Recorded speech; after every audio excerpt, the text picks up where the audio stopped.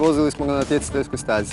Najveći problem Ducatija i dvocilindričnih motocikala uopće do sada bila je snaga njihovih agregata kojima nisu mogli konkurirati četverocilindričnoj konkurenciji. Ducati je taj problem riješio malom varkom, pa je prva i najveća izmjena na novom Testa Stretta Evoluzione agregatu zapremina. Sada iznosi 1099 kubičnih centimetara. Novi motor u odnosu na stari ima veće vrijednosti provrta i hoda. Sada su 104 mm provrta i 64,7 mm hoda. No zapremina nije jedina promjena na ovom ljepotanu. Primjerice cilindri. Sada su kompaktnije dimenzija baš kao i posve redizajnirane glave cilindara. Sadrže manje komponenti, a poklopci su od magnezija, što je dovelo do uštede na težini od 3 kg samo gornjeg dijela agregata. Ostale promjene skrivene su u unutrašnjosti samog motora, a uključuju smanjeni kut između usisnih i ispušnih ventila, koji su sada veći i imaju vrijednost promjera 42 mm za usisne, odnosno 34 mm za ispušne. Također nova eliptična leptirasta tijela preuzeta izravno iz MotoGP-a poboljšavaju protok zraka za čak 30% u odnosu na konvencionalna, što za posljedicu ima daljnje povećanje snage.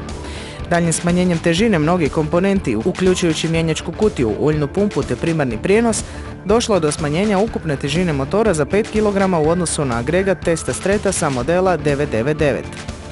Budući da je povećana snaga, ugrađen je uljni hladnjak veće površine, kao i novi, lakši ventilatori.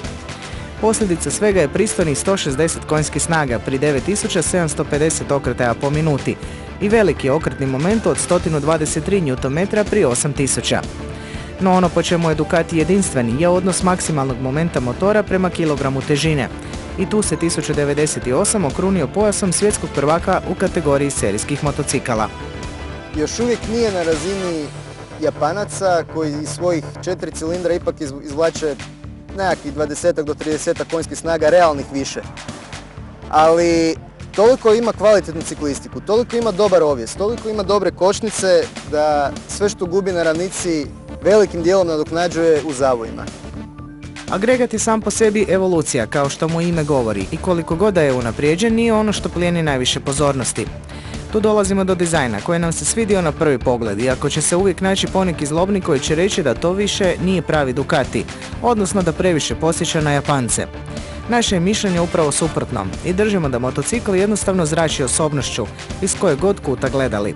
Dobro, ne baš i svakog, moramo i mi biti malo zlobni i reći da nas rep u kombinaciji s jednorukom stražnjom vilicom neodoljivo podsjeća na određenu MV Agustu, ali tu je ujedno i kraj svih sličnosti s drugim motociklima.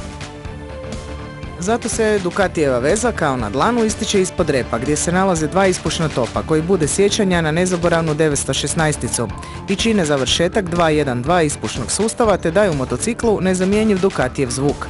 Kompletne oplate odlikuju se čistim linijama, ali njihova aerodinamička svojstva nisu uvjetovala umanjenu atraktivnost kakvu danas prečesto nalazimo kod konkurencije, koja žrtvuje formu radi funkcionalnosti.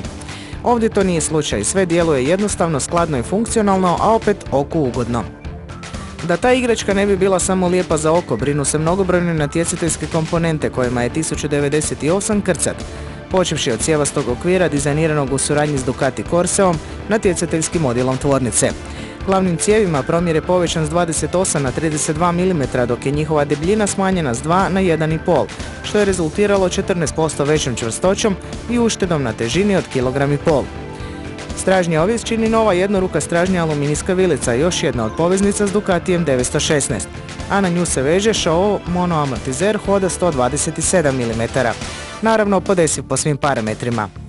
Stražnji ovjes također omogućava podešavanje visine stražnjeg kraja neovisno o predopterećenju opruge, što je funkcija koju će itekako znati cijeniti oni koji ovaj motocikl izvedu na stazu. Prednji ovjes također čini upside down vilica Showa promjera 43 mm i hoda 127, presvučena titan oksidom. Na nju se nadovezuju Brembo monoblok čeljusti, što je prvi put da se to sasvim trkaće rješenje koristi na motociklu masovne proizvodnje. Ovakva konfiguracija u kombinaciji s diskovima promjera čak 330 mm i stražnjim diskom promjera 245 daje naslutiti da je zaustavna snaga ovog motocikla doista velika. Ubacimo li u tu formulu još i lagane Markezinijeve kotače s krakovima u obliku slova Y, jasno je da je 1098 čistokrvni natjecateljski motocikl homologiran za cestovnu uporabu. Napomenimo još i da je prednji kotač lakši za 250 grama, a stražnji zajedno s jednorukom vilicom donosi uštedu od 1 kg u odnosu na model 999. Kad se zbroje sve te uštede na raznim razinama, motocikl bez tekućina teži svega 173 kg, što je čak 13 manje nego kod prethodnika. Kad podvučemo crtu, novi Ducati 1098 je prava tempirana bomba. Znatno je lakši i punih 20 konjskih snaga jači. Sjedalo je postavljeno 820 mm od tla i nije previše udaljeno od širokog i relativno visoko postavljenog upravljača, pa je naš prvi dojam da je motocikl ugodan i za jurnjavu i za nešto opušteniju vožnju.